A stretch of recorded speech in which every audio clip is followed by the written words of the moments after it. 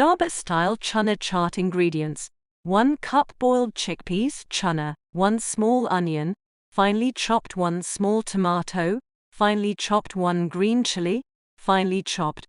Adjust to your spice preference. 2 to 3 tablespoons tamarind chutney, 2 to 3 tablespoons green chutney, half teaspoon chaat masala, half teaspoon roasted cumin powder, salt to taste, fresh coriander leaves for garnish, lemon wedges for garnish. Instructions: start by mixing the boiled chickpeas, chopped onions, chopped tomatoes, and green chili in a large mixing bowl. Add tamarind chutney and green chutney to the mixture. Adjust the quantity according to your taste preferences.